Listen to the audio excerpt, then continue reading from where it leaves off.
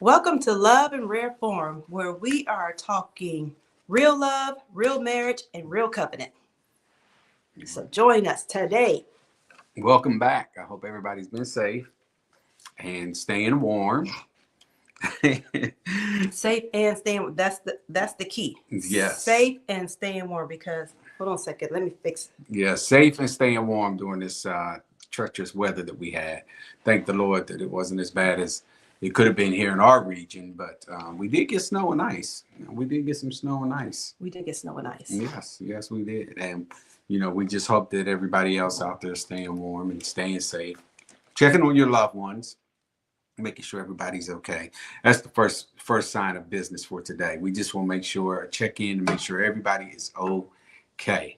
So, Yes, knowing indeed. that, we just, again, Oh wait. we just want to just double check everybody and make sure. So, I'm just going to go ahead and get started. There are many couples who are committed.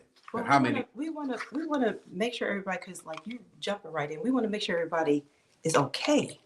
I did. I asked the man. Nobody said nothing. You gotta give them time to get on. Okay. We're gonna give y'all time to get on tonight because we want to hear from you. Right? Yeah. We want to hear from the other couples. We always do a lot of Talking. I wasn't going to say it, but we do a lot of talking. Well, we're supposed to. We're the hosts. True. We are the hosts. And the hostesses. And so what we're going to start doing, though, is next week. Can somebody say next week? You sound like you're in church, right? Can somebody say next week? Turn to your neighbor and say next week. Next week, neighbor. Next week, we are going to have a guest couple on our show. So stay tuned because it is going to be all the way live. Yeah, we're going to have some fun. We're going to have some fun. One of the things that we absolutely love is that, when we're doing marriage, we don't do marriage alone. We have, couples around us who are in strong marriages as well. And Absolutely. that is key. That is important to have strong marriages and people who can feed into your marriage and all of that stuff. Absolutely. Yes. And so we are going to bring some of our friends on. Our married couple friends. And, and it's good if there's some single couples out there that's getting on just to get some insight on marriage. And, we are welcoming that. And we want to enjoy your company and also share word with you. Maybe it'll help you. Maybe it'll encourage you. Some of your insight. And get you started in your life and on your marriage, one step at a time, one day at a time, one moment at a time. So last time we met, though, we were talking about commitment, covenant versus commitment, and we had so much going on, and we were talking on some good topics, and one of the biggest things, that we were talking about, and it was the covenant part of a marriage. The lasting and enduring part of a marriage.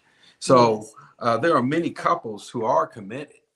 There are many couples that are committed, but do they have covenant relationship? Yes, and we give information for that. I know we gave a lot last week, and we talked about the difference and the importance of having a covenant relationship versus a committed relationship. And not that one is bad or the other, but we all strive to have a covenant relationship. Right. And one thing we said was that a commitment, in a committed relationship, you're just basically going to be there as long as it works, so it's like, well, this is working today, you're in your lane, I'm in my lane, we're doing things. And, when trouble arises, we can leave if we got to. I can bounce and you can bounce. And we also talked about how, when COVID hit. There were a lot of divorces because people had to truly look and see, were they in a committed relationship or covenant relationship? Because in the committed relationship, remember we talked about, in a commitment relationship, those that may have failed. I'm not saying all of them, but those that may have failed that had to be at home with their spouse, to actually learn them may not have liked what they had to see. And so that takes away from the covenant. So when you're doing the covenant relationship during that time period, if you made it through like we did, it was a struggle, but we did through some tasks and we made it through COVID. COVID, yeah. Ooh, Jesus. Through many DIYs and to God be the glory. That's all I can say. And knowing that we were isolated, but we had already settled into that. But that covenant part of it was trying at times, especially with one of our projects, and we talked about that last time. So talked about what was the project we did? The chairs. Yes. Because we had talked about how we did the chairs and how it challenged us to work together as a team. That's what we had to learn how to do. Yes, we're always doing projects as a team. Okay, so the last project though that we didn't do it as a team. I'm talking about my coffee bar, because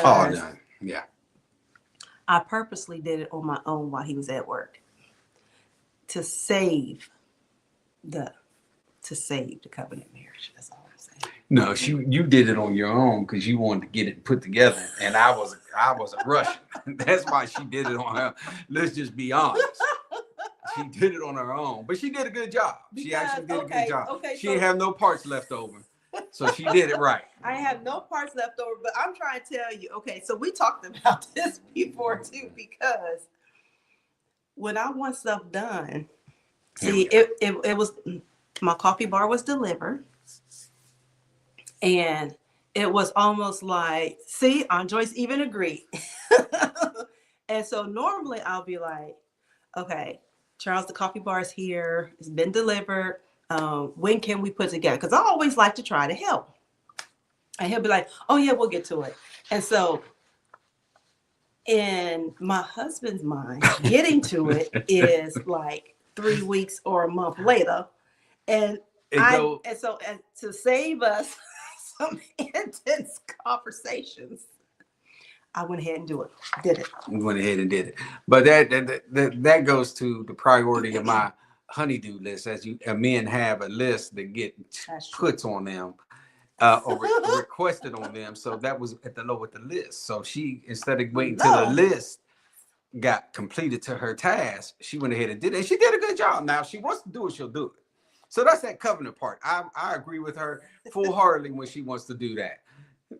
True. That's most women. Is that most women? I hear you. But now you're right. That's most women. When we want it done, we want it done. Yeah, ma'am. But Vanette, just remember, you can only give a man one thing at a time to do, because our mind is focused on that one thing, because we want to make sure we do it right and 100% to your perfection. But are you speaking for all men, or are you just speaking for you? So in my marriage, I gotta make sure it's 100%. So I'm making sure most men, I'll say that. Most men can only handle one thing at a time. Is that what you're saying? It is a proven statistic that when women put multiple tasks on a man, one of them is not going to get done, which causes a conflict in the marriage. That is a proven statistic. Let me get my computer. Okay, men, we want y'all to chime in, because I beg to differ. I need some men to chime in on this one with me. I'm just saying, I beg to differ. I don't know if I agree with all that. I don't know. Some men can handle 2 and 3 tasks. You got to, okay, boom, boom, boom. Okay, I got 3 things I can do. And they can handle it all at once. They ain't got to like do this one thing 3 weeks later, then 6 months later. And that's all I'm saying. All I'm saying is covenant and commitment. The men need to stay committed to the task. But they stay covenant to the marriage, so the task gets done correctly. You absolutely right.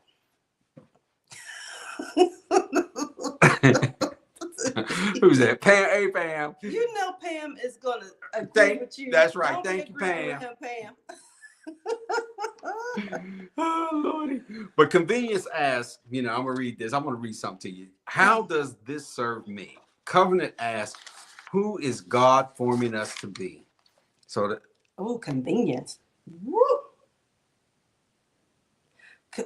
Convenience is a whole nother layer, because you talk about commitment, then we're talking about covenant, then we're talking about convenience, because some things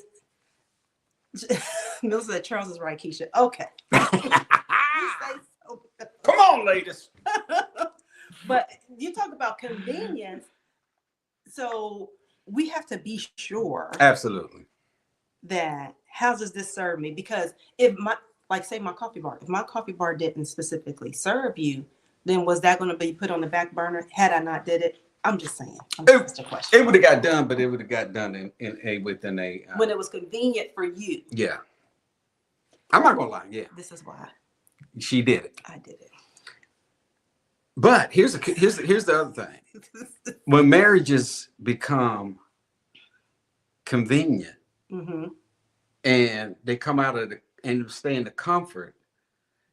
What? Okay. And no. Let me finish. Okay. Instead of staying and become about comfort instead of the calling of covenant relationships erode. They do. So, can it be You're convenient? Right. It can be.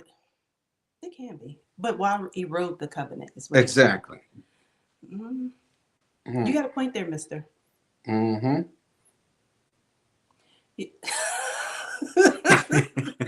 Are you taking a Selah moment? Yeah, I'm taking a Selah moment. I'm letting you speak. Go ahead before I say something. You up here. Well, I feel like you coming for me today. No, see, my wife is very supportive, y'all, and everything we do. We always talk about it and talk about things, but all I'm saying is inconvenience. Thank you, I appreciate you. You're welcome. Inconvenience in a relationship is who does it really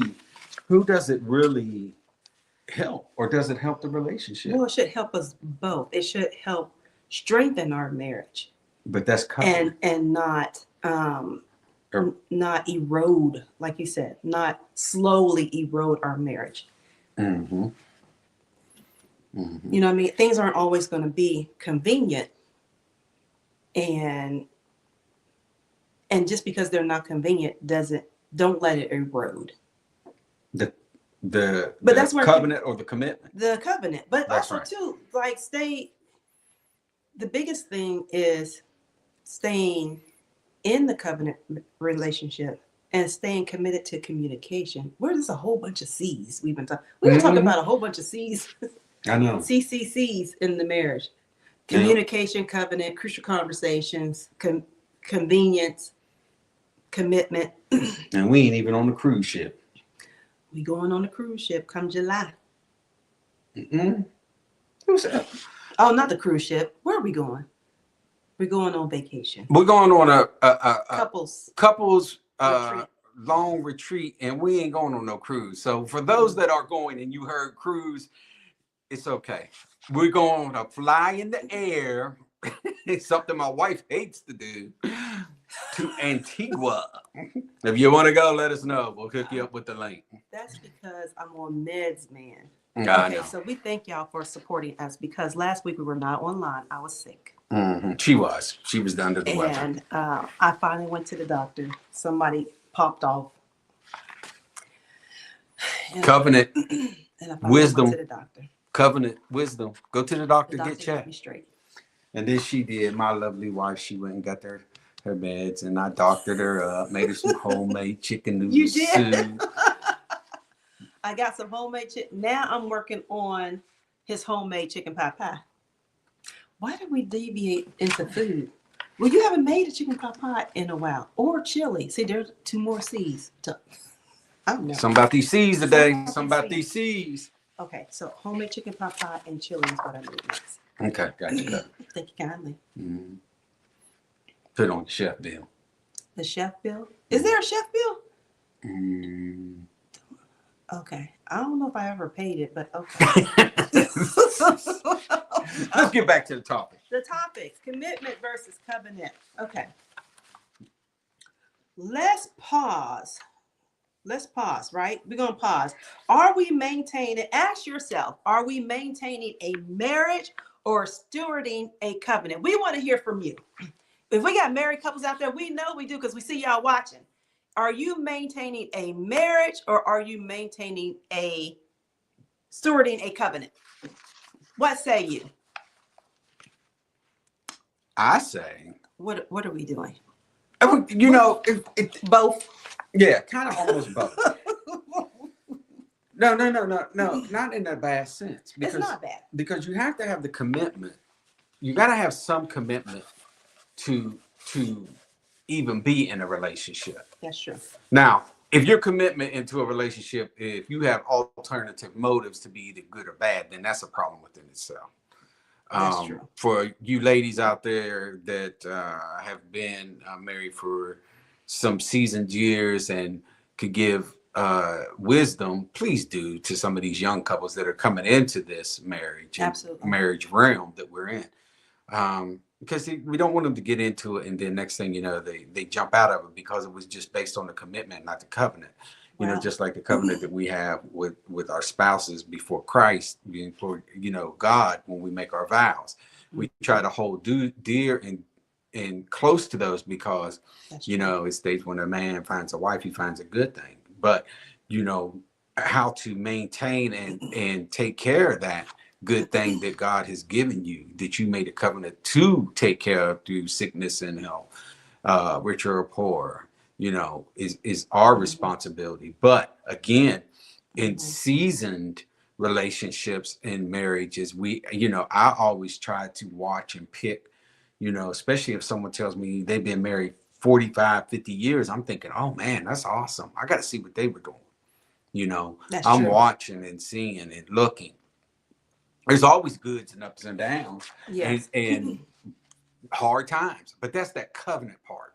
That they stay together, no matter what anybody else said about them, or no matter what what the public or whatever the community may have said. Agreed. They stayed in the covenant part of the relationship and not the commitment, because the commitment part would have been like, oh yeah, Freddie's right, I'm gone, I'm leaving, or Julie's right, I should have left your butt a long time ago.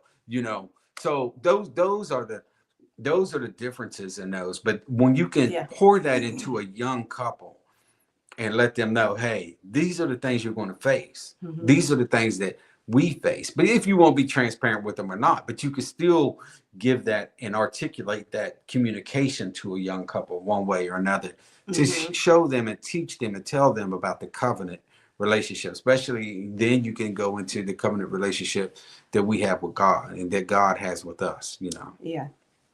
Well, and I think for me, a lot of the couples that I watch, who have been instrumental, and they don't even probably know I watch them. My mom and dad have been married for years. I think it's going on 45 years this year.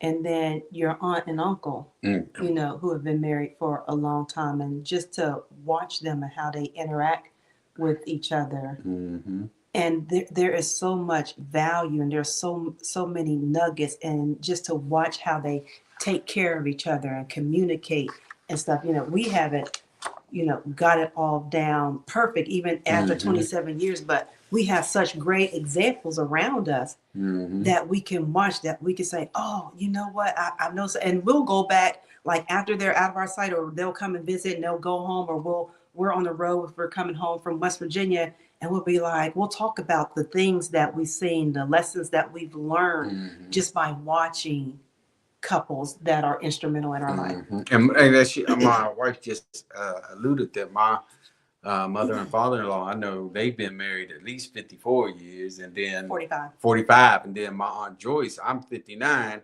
I know her and my uncle been married that long. So there's marriages out there that you can take information from. You can pull from it and learn from. We have a lot of seasoned marriages in our church family. Our church family, and we watch them. I watch them in particular. A couple of couples, and they don't even know I'm watching them, but I watch how they engage each other. And I just we learn a lot. I just watch and I learn. I watch how the man treats the wife, and I watch how the wife responds to him. So again, you know, we just have to learn that covenant relationship. It's in Again, action. It's not in. Sometimes it's not in words. You know, covenant is just in action. yeah, and movement. Like I just moved right there, and movement. What? You just did what? That was movement. That was movement. See, I just moved. See, I could have protected you right there. That was movement. From what? I don't know, the cold air. I don't know. So when I have problems, I watch and think about how you guys would handle it. Yes. So listen, how we handle things. Thank you, Vanette, for watching us, and we will be more careful because we know people are watching us because we watch other people, so we know. And for us, when I tell you, hey, Mom, we don't. A lot of times we are two comedians who be joking around.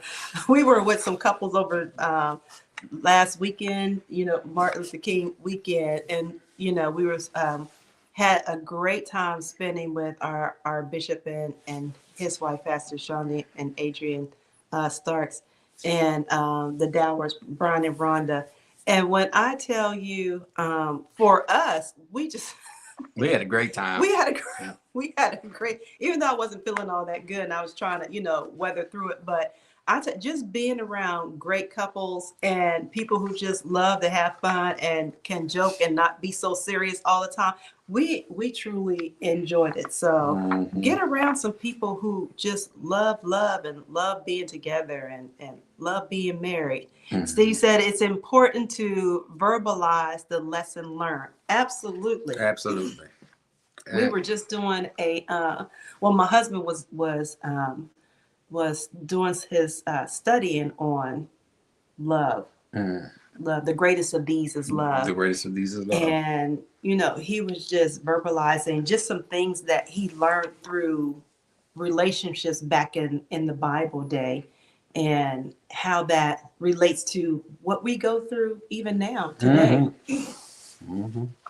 Yeah, even now, as Paul wrote those letters to the Church of Corinthians.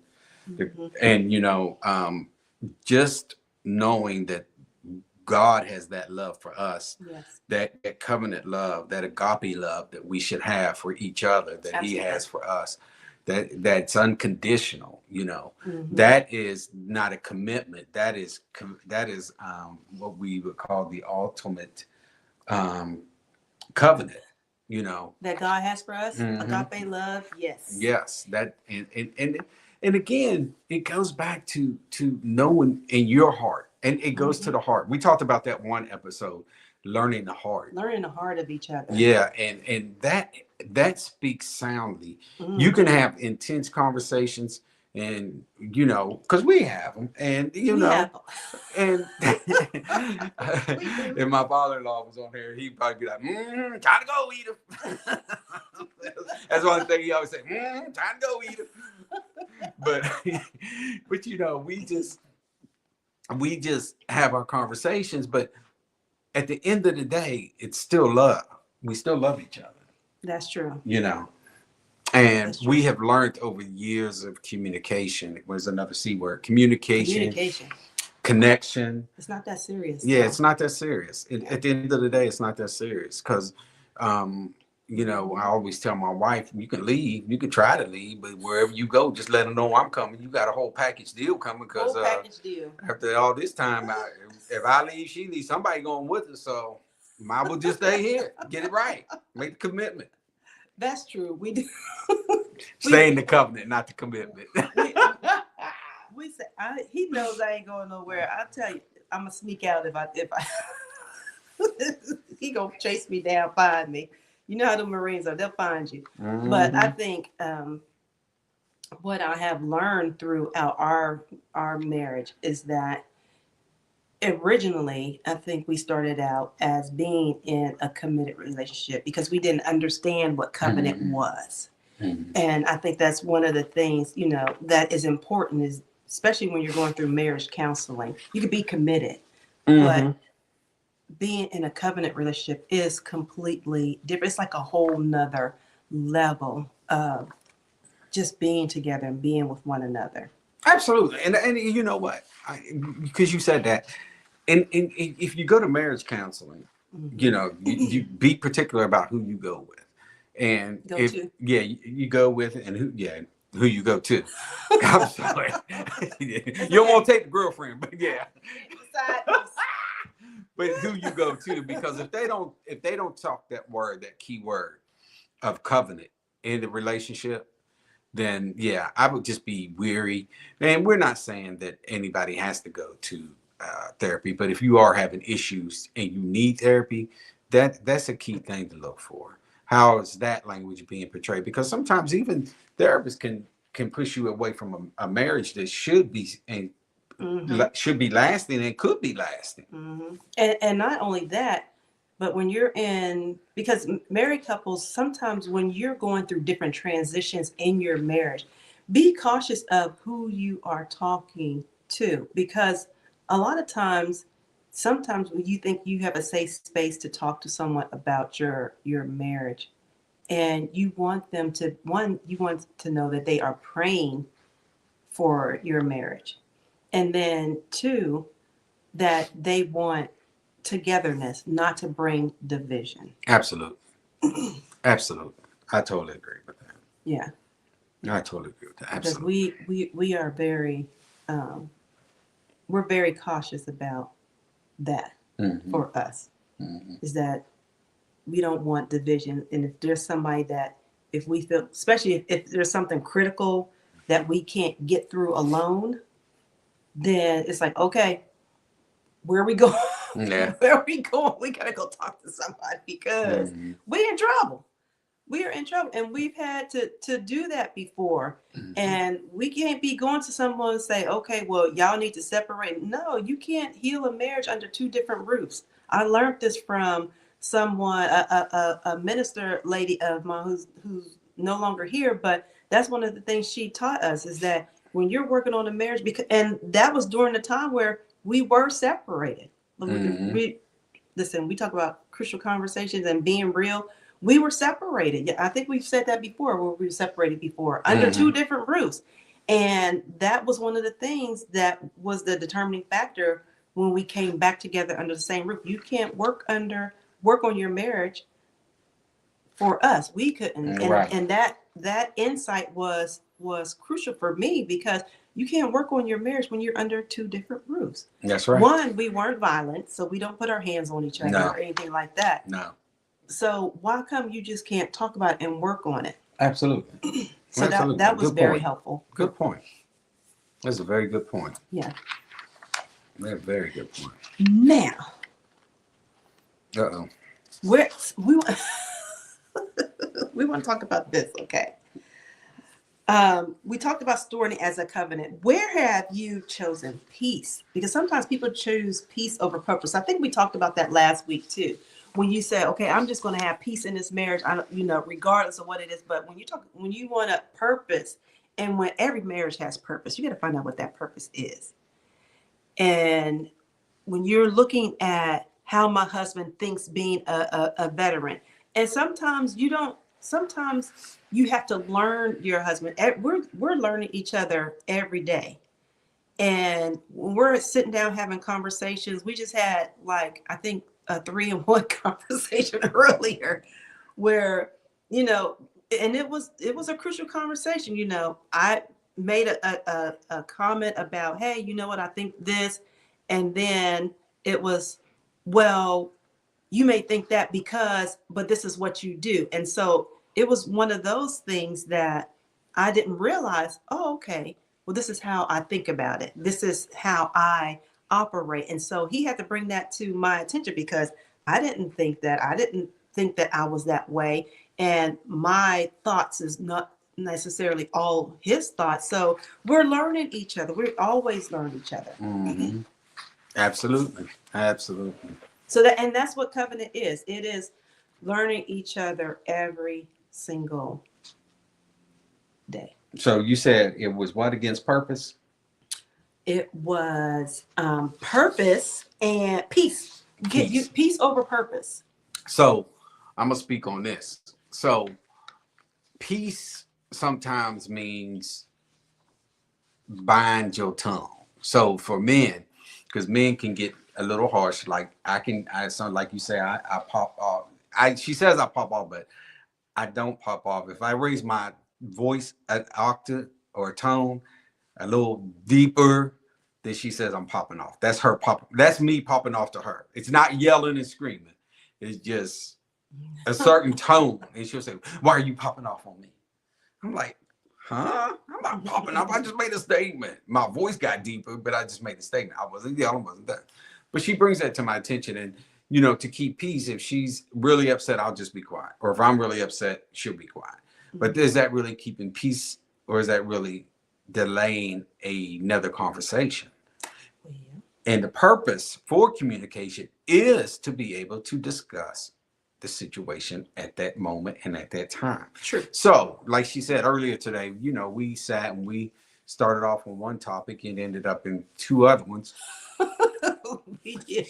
And excuse me. And so the thing is that we finished out talking peacefully. Mm-hmm.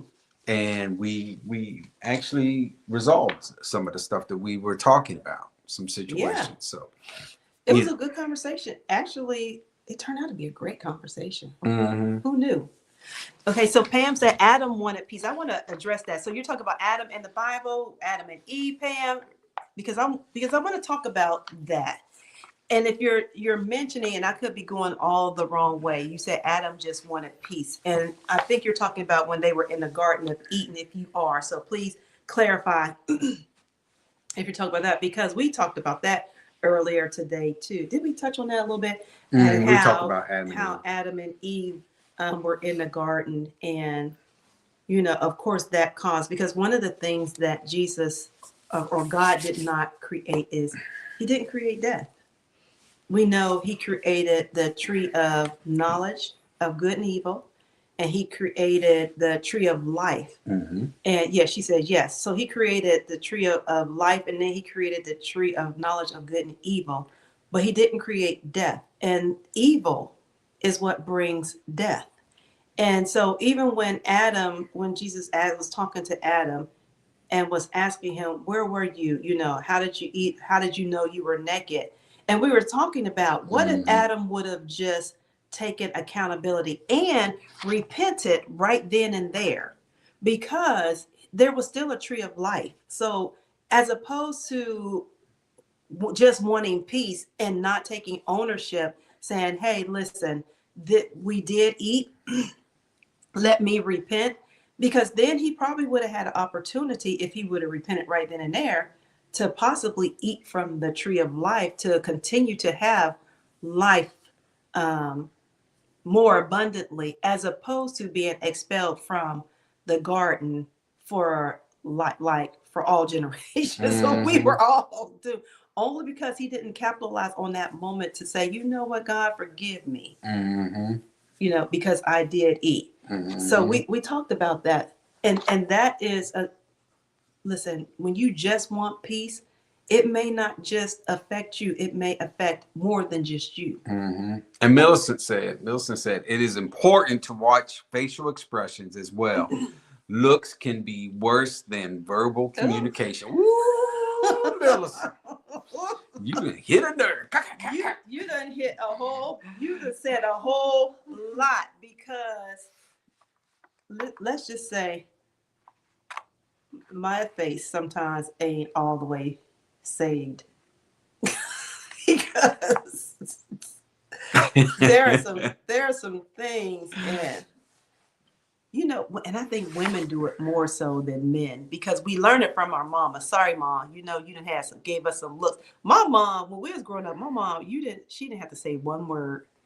She gave us a look. Me and my brothers and my sister, we was like, okay, we gotta straighten up. And she didn't say not one word. She just cut her eyes. I was like, and so I learned this skill from my mother. Mm-hmm. And probably capitalized on it and said a whole It probably said a whole bunch of other stuff. But when I tell you those nonverbal communications and those looks and expressions speak louder than words. Mm-hmm. That's all I'm going to say. And also too, I think we need to watch those even when we're out in public and in crowds, and even when we're not with our spouses, because people is watching that. Mm-hmm. People are when you know people are watching you and other couples are watching, you've got to be mindful of your facial expressions. Mm-hmm. I know one time I don't know if you remember this. I can't remember where we was at. We was at a restaurant. I think we might have been at Angelina's.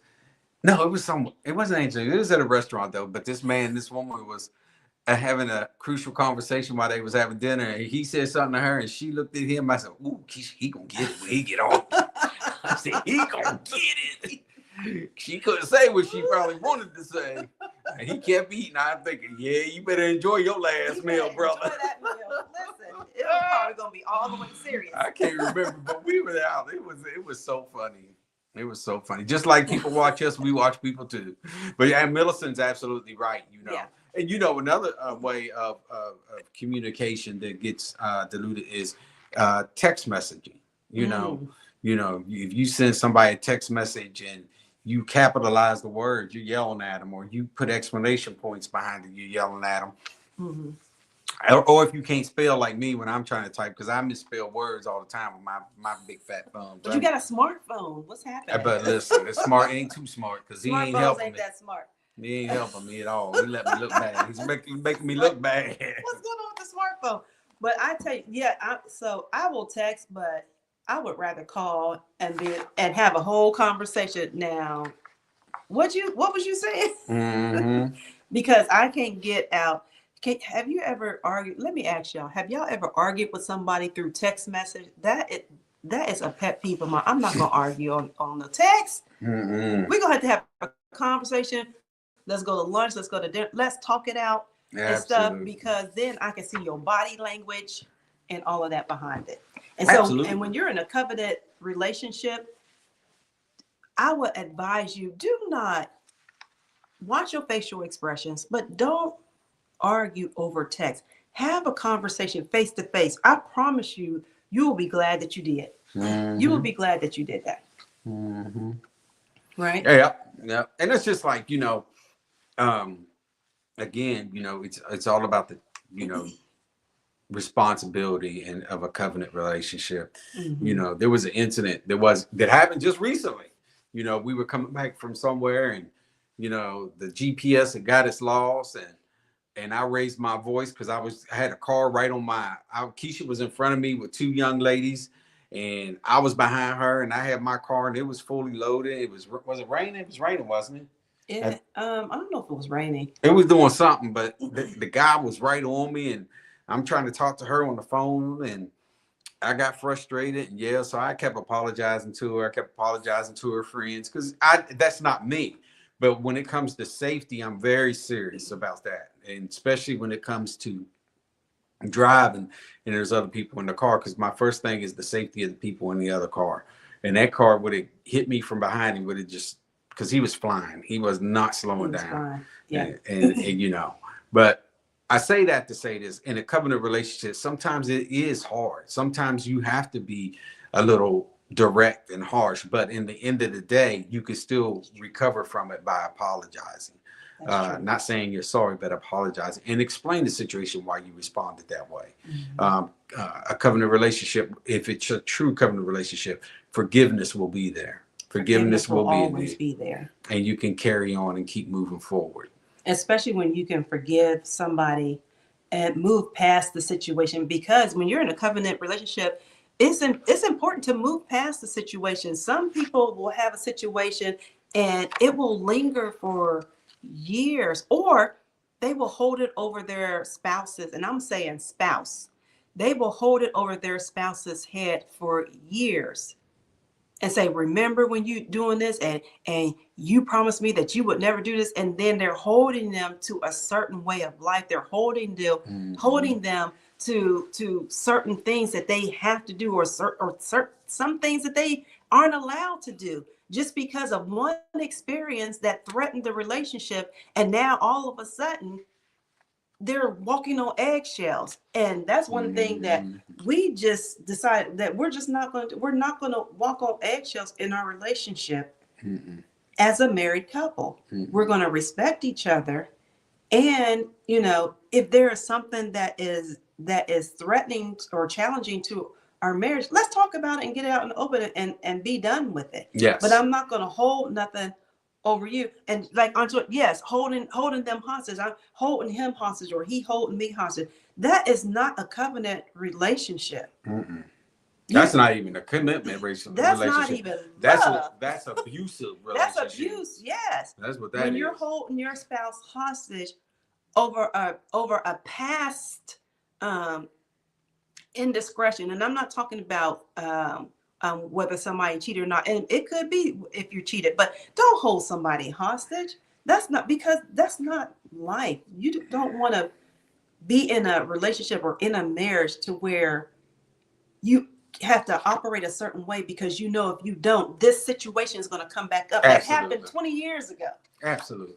A wound that has not healed. A wound that has not healed. A wound that has not healed. That is not good for nobody. Absolutely not. Yes. And so when you talk about, and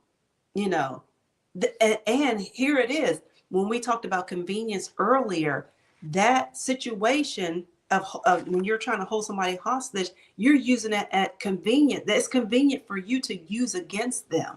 And we should not be using anything against our spouse. Anything. Absolutely. I don't care if it's somebody, whether they mismanaged the money. We talked about that before. Whether if somebody cheated, I think we touched on that a little bit. Yeah. If what was it? Covenant and when things are unfaithful. Absolutely. Some marriages go through a season of one or the other or both being unfaithful. But if you're going to get past it and move on. Don't hold that person hostage. I remember that time when you did this, or you talked to her, or you seen her, or even if it's joking. Oh, remember when you said, because you may see that person again, and you got to be a united front. You got to be a united front, because the enemy wants to kill, steal, and destroy your marriage. Just like he's trying to kill, steal, and destroy, he's trying to kill, steal, and destroy your marriage. Absolutely. And we are not going to allow the enemy to come in and destroy our marriages and wreak havoc and set up shop and act like he has any ground in Elderville. Elderville. Because he don't. Not at all. Not at all. Not at all. And that's what Pam said. Call me anytime because I don't have time for texting. Right. Texting and arguing. We're not going to do it. We're going to have a conversation. That's how people break up with each other now. I think that's through text. Young couples, yeah. Is that how they break up through text? They be like, I almost see you on click. They don't understand. Because technology is your clothes is on the porch. Your clothes is on. Come with the police or I will shoot. Oh my gosh. We don't want the madness. We don't want the madness. We don't want the smoke. We don't want the smoke. See, we're older Generation X. We ain't got time for that. We want to have a conversation. We was before technology took over, so we want to have a conversation. Let's talk. Let's have a conversation. And I'm trying to tell y'all, when you upset with somebody or whatever, the best way to resolve stuff, go out to eat. Argue while you're eating and having a good time. It's like, what was we arguing about? Oh, I forget it. That's whether you're in a covenant relationship or with friends. Go out and eat. Have a good time. Yeah. Enjoy a meal. Break bread together. Because guess what happens when you break bread together? Every time you read in the Bible, the Bible says that they blessed it and then they broke bread. And that's bless the relationship and then break bread together. That's all you gotta do. And it'll restore itself. I'm giving y'all. She gave you the answers to the test. I'm giving y'all answers to the test. Answers to the test. Yeah. Because when you have, whether you're in a hostage situation or angry or whatever, and whether you feel like you're in a committed relationship and is never going to go to that covenant realm or whatever have you, put God first in it. Absolutely. Put God first in everything. Absolutely. Especially in your marriage, because when you put God first, guess what? He will work things out for you. Pray together. My husband and I, we pray together. Absolutely. We locking hands, locking arms, or whatever. Sometimes we just hugging because we tired, both tired, and we just leaning on each other and hugging and we praying, God, listen, bless this union, but also to bless our couple friends. Bless those who are couples around us that pour into us. Because I'm telling you right now, if we didn't have couples that was pouring into us, we wouldn't be here 27 years. And pouring into you doesn't mean that someone's always giving you advice. Pouring into you means you have a covenant relationship with other couples. You know, other couples that stand with you. They don't have to agree with you, but they're with you. They're there. There's someone there that can see you smile, someone there that can see you cry, someone there to comfort you, someone there to support you just as well as you are for them. You know, doing for other couples as you do for yourselves builds that relationship. It builds a covenant relationship with other friends and couples, which is our charge, is to love one another, to love each other in humanity. And that's what we have to learn to do more of. That's what we have to learn. And not only that, but when you have couples that are pouring into you, it's not always going to be good. You know, my husband and I, we were going through a situation of you know, transition or whatever. And we had couples that says, and not only that, when you have couples who are seeking God on your behalf, hey, listen, we need y'all to pray. When they're seeking God, and when you ask them to pray, they might come back and be like, "No, God ain't told me that. God told me the opposite of what you want to do." And this is what God showed me. It ain't time. And we thank God for those who pour into us, you know, and who is real. Because when couples are pouring into you, it ain't going to be always what you like or what you want to hear. And respect that if it is indifferent, if it is against what you think or what you want to hear, then it is what it is. But we love them anyway. We cherish that anyway. Absolutely. Well, we are any getting questions? Let me see what else we got. Any questions? What's it say? We had Mom said amen. All right. So next week, again, we are going to have a couple with us that we are going to bring to the stage. So stay tuned for next week when we are going to be another part to our series of commitment and covenant relationships. Oh, no, I thought we was going to something next. What we doing? I think we're going to do a different topic next week. It's going to be a surprise with our new guest with us. But here's one key thing I want everybody to walk away with. What's that? Invite somebody else to come. Invite somebody else. The more couples we get on here to give comments and to engage with us, I think will help build a strong community of married couples. Because, you know, you can go on TikTok, you can go on all these other things, and people are building up because they invite other people. Invite somebody. We invited all kind of people to come and enjoy and, you know, to help us get here to this platform. And they did. We met that quota overnight. Yeah. I thank you from the bottom of my heart, because I was like, Keisha, I do not know where we're going to get these from, because I don't have Facebook. There was an issue with one of my sons, and I took my Facebook down. We'll talk about that in the episode. But and she reached out to all her Facebook family, and I thank all of y'all and everybody that it was in my call Rolodex. I called everybody, and I thank all of y'all. But invite more people. I think our dialogue and is pretty good. And you know, I just for history, I'm a social worker by trade. You know, we have social workers on here. We have psychologists to watch and get on. Yes. And I think we can get some good insight and some good information. My wife is HR, and you know, HR is hero. You know, you can't have hero without H and R in there. Ooh, I just gave y'all something, didn't I? Think about that. That's my hero. That's my GPS. She's my GPS. So when I get lost, I rely on her. She's my GPS. She brings me back home. So, My goodness. but I said that to one of our couple friends. He was like, "Ooh, that's good, Charles. That's good."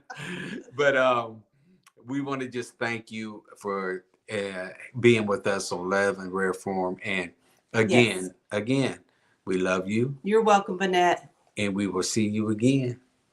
And we'll see you next week. Next week. Yes. Next week. Stay tuned for Love in Rare Form. And we have a surprise coming soon as well. So yes. So keep watching. Yeah, with copyrights. All right. Thank you for joining us. All right.